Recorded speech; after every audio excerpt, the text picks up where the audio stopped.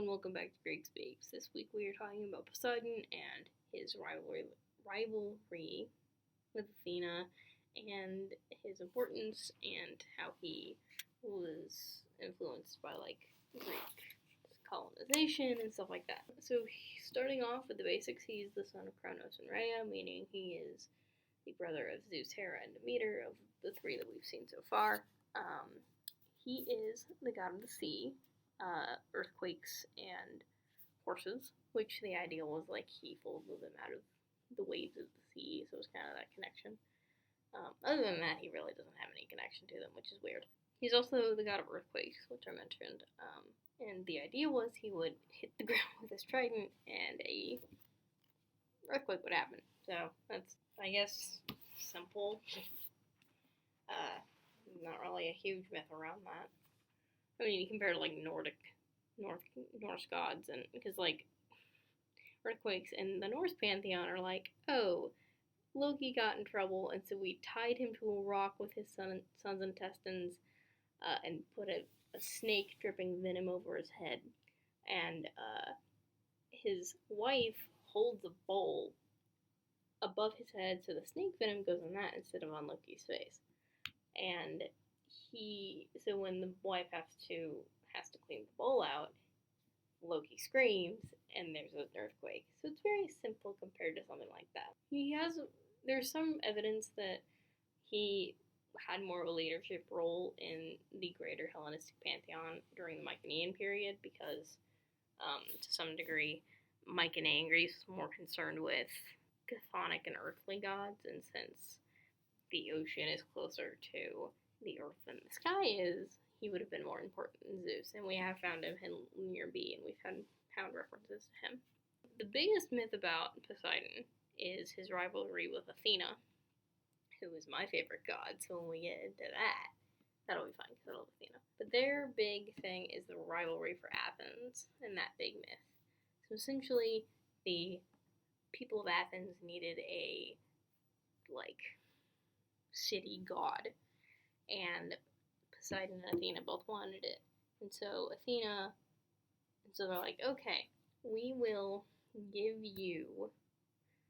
So both of the gods are like, hey, we'll give you gifts. You get to decide who the leader of the god of your people are. And so Athena gives an olive tree, and Poseidon gives a saltwater spring, which is not useful because humans cannot use salt water, but the olive tree, gives olive oil, it gives light, it gives food, it gives something to trade with, it gives all this stuff, which this battle, quote unquote, is put on the pediment, the west pediment of the Parthenon. So it's really important myth to the Athenians, and their big rivalry is in the actual world.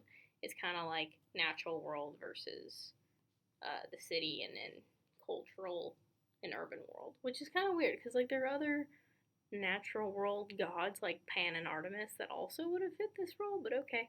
On the Acropolis, which is the hill in Athens that has all the temples on it, there's one that is a temple to multiple people, but it's called I'm sorry if I butcher this, it is called the Erechtheum, and if you look, there's one section cut out of the roof, which is directly above a section of the floor that's cut out that you can see to the bedrock. And there's a point, or 3 points in that bedrock that people say, oh, that's where Poseidon's trident struck the ground and produced the saltwater spring. Which is kind of cool. That's on my bucket list to see now. Poseidon, like Zeus, likes the ladies. He has a lot more, but I have listed 6 of them, with 5 different women. And so he has probably his most famous demigod child, besides Percy, is Theseus, who slayed the Minotaur, and that is with a mortal woman named Athera. I'm going to say that, that's probably butchering it. His story is pretty much, Theseus either has 2 dads, one being King Aegeus of Athens, there's the Athens connection again, or Poseidon, or both. It's never really addressed, and it's just kind of you gotta have to live with it. It's cool. Poseidon also has trident with his godly wife is a nymph named Amphitrite. I've always butchered that name. And Triton is he's Triton from the Little Mermaid is based off him. And he is Poseidon's charioteer person, so he's in control of that. Polyphemus is very famous. He's in the Odyssey, and he is the guy that gets blinded by Odysseus. He's a Cyclops. He's giant with one eye in the middle of his forehead. Poseidon has him with a nymph named Thusa, which I have never heard outside of this context, so it might have just been something Homer made up that just stuck into the story, because I've never heard of her outside of this myth. Poseidon has Cryastor and Pegasus with Medusa. Yes, that Medusa. Cryastor is either a winged boar or a golden warrior. And then Pegasus is always a winged horse. And then finally, wrapping up the 6 that I put down, again, he has way more. He has Arion with Demeter, who is, we talked about her last week. Arion is a horse that can travel really quickly, essentially. Poseidon is also part of the rebellion against Zeus. Essentially, Zeus is taking a nap, and all the gods are like, hey, you're a bad ruler. And so they tie him down and, make him promise that he'll be a better ruler. That's essentially what it is. As punishment for that, Poseidon and Apollo both have to build the walls of Troy, and then the Trojan king refuses to pay them, which is why Poseidon doesn't like them in the Trojan War, and he kind of makes people Hulk out in chapter 16 or something. The Greeks had a really important tie to the sea because of where Greece is. It has literally, it's there's mainland Greece, and then there's Crete, and then there's hundreds of islands. So because of the way ships were built and the fact that it was back in the day, you don't want to be too far from the coast. And so because of the way that the Mediterranean and that part of the world was built along with that, Poseidon became very important as protector of the seas, and also just a, hey, don't murder us and give us good voyage, which influenced a lot in the 8th century when the Greeks started colonizing, and then also back in the day in the Mycenaean period where they were trading with, Near East and Persia and stuff like that.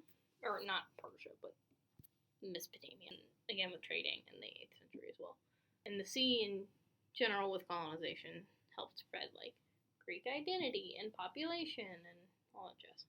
There is a temple to him built by the Athenians at Sunio, which is at the southern tip of Attica, and it would have been visible from miles, both from the inland and, the inland could have, from that temple you could see miles and miles of ocean, and also if you're on the ocean you can see the temple really easily.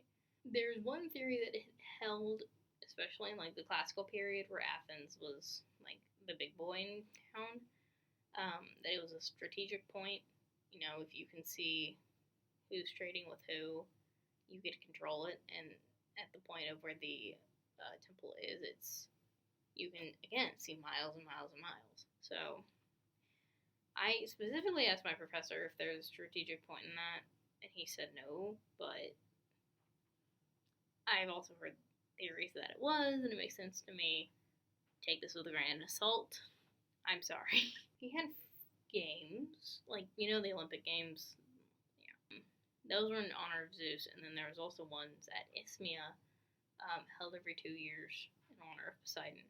And what was really weird about that is not that holding a game for a god, that's not out of the ordinary, but the people who won the games got a crown of either celery or pine, which celery, that doesn't make any sense, because one, I didn't even know celery was from the Mediterranean, and two, that's just a weird thing to pick.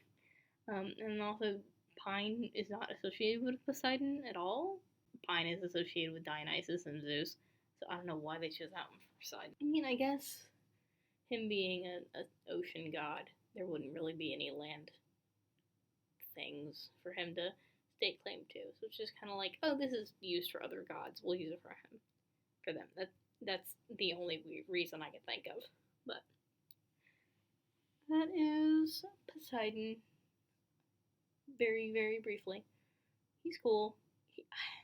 I have a weird relationship with him because, like, I like him. I'm kind of predisposed to like him because, again, I got into mythology through the Percy Jackson series, and Poseidon is Percy's dad. So I'm predisposed to like him. On the other hand, he's also kind of a terrible person and is also super, like, rapey like Zeus is, so I don't know where I sit on him. That is Poseidon. As always, if you want me to talk about any myth in particular, leave them down in the comments. We still have the Instagram, at Greek Speaks. Have a nice week.